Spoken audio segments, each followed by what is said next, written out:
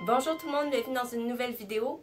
On se retrouve encore une fois dans ma chambre. J'ai l'impression que finalement avec le karma, il va y avoir beaucoup plus de fois que je le pense où je vais être dans ma chambre. Parce que les constructeurs qui avaient réparé le balcon la dernière fois et qui avaient causé, disons, le déplacement des meubles du balcon dans mon bureau, ben ces constructeurs-là ont pas bien fait leur travail. Et donc là, ils sont revenus aujourd'hui. Donc on se retrouve aujourd'hui pour terminer les collections, les séries de vidéos que j'ai commencées cet été dans le but de commencer à neuf proprement pour le mois d'automne.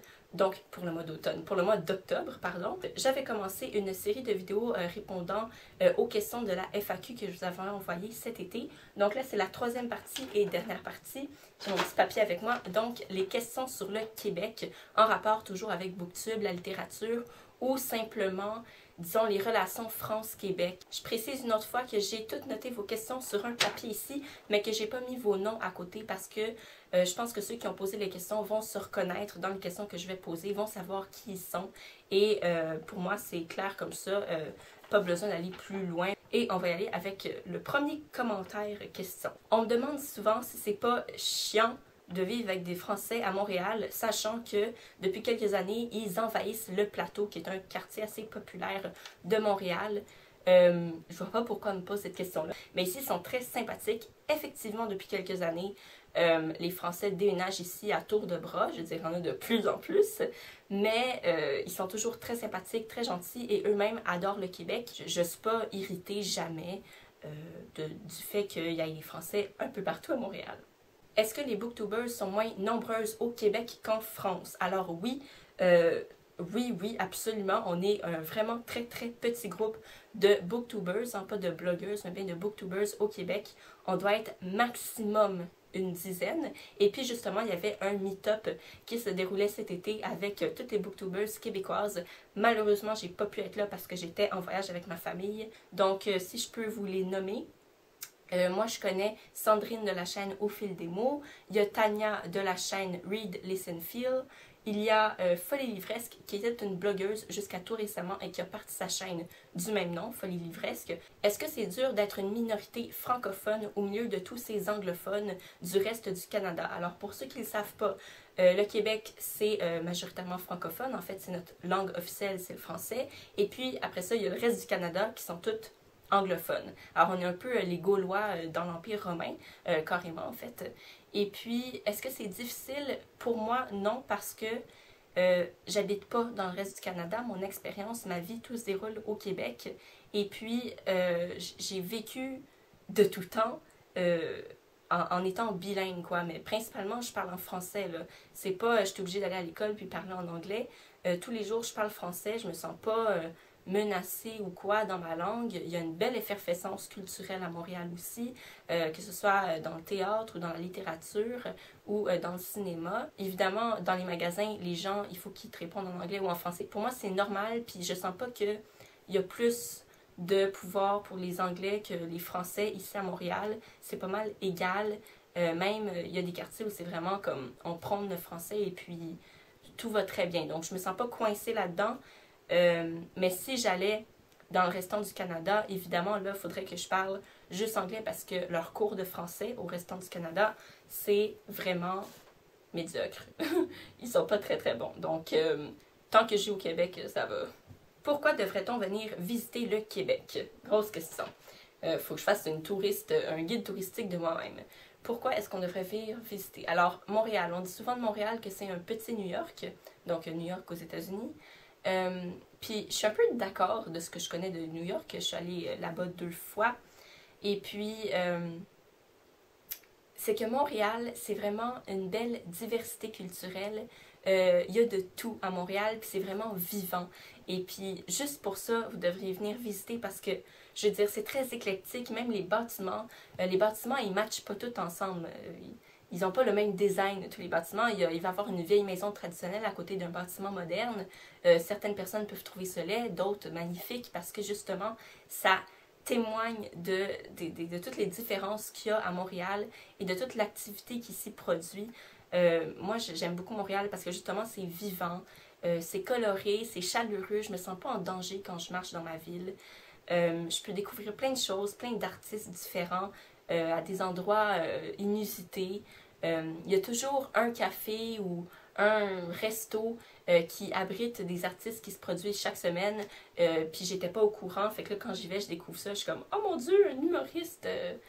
Puis ça fait une belle soirée. Je vous conseillerais de venir visiter Montréal pour ça. Montréal, j'en parle principalement parce que c'est là où j'habite. Sinon, il y a la ville de Québec qui est la capitale du Québec. Et ça, c'est très beau aussi parce que c'est assez historique. Les bâtiments, ils ont gardé leur cachet. On est au bord de l'eau. Il y a un gros château qui s'appelle le château Frontenac qui est converti en hôtel maintenant depuis plusieurs années. Et puis, c'est très majestueux. Les paysages sont beaux, c'est à Montréal. On a les 4 saisons avec la vraie neige. Quoique depuis quelques années, avec le réchauffement climatique, ça fait pas trop de la belle neige. Mais bref, on en a plus qu'ailleurs. Et puis, c'est juste... C'est cool, le Québec. OK? Fait que venez le visiter parce que c'est cool, c'est vraiment cool. Est-ce que les livres sont plus chers en France ou au Québec? Alors là-dessus, je suis pas très renseignée, mais ce que je sais, c'est que les classiques en France coûtent moins cher qu'au Québec parce que des fois ici, ben, quand on achète un classique, il y a le prix en euros qui est écrit à l'endos de la couverture et puis quand je fais le calcul, la transition et tout, c'est vraiment moins cher en France qu'au Québec. Donc pour les classiques, vous êtes mieux de rester chez vous. Pour le reste, je sais vraiment pas.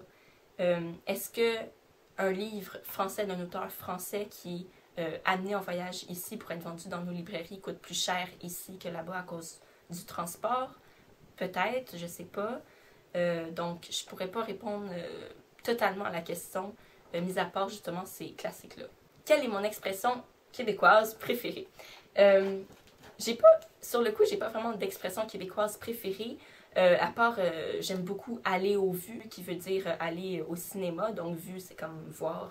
Mais je la dis pas du tout couramment. C'est juste quelque chose de beau. Mais sinon, si je peux pas vous dire d'expression particulière, je peux vous dire que j'aime beaucoup les sacres québécois. Je pourrais pas vivre sans mes sacres. Ça fait tellement du bien de les dire, là. Je sais pas si ça fait ça avec vos sacres à vous aussi, mais quand on ressent une intense satisfaction après avoir dit un sacre, on reste pas sur notre faim, on reste pas inassouvi. Quand on dit un sacre parce qu'on est vraiment fâché et tout, un sacre bien adapté à la situation, ça fait juste du bien, ça calme puis tout. Mais bref, j'aime beaucoup moi mes sacres. Ensuite, on m'a dit que quand je parle de certains livres québécois, c'est vraiment bien, mais comment est-ce qu'on peut se les procurer quand on n'habite pas au Québec?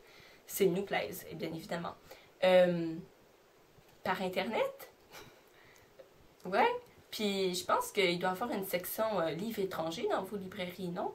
Donc vous allez sûrement trouver du Michel Tremblay, parce qu'il est reconnu comme internationalement, je veux dire outre-mer. Là, en France, c'est sûr qu'il est bien établi.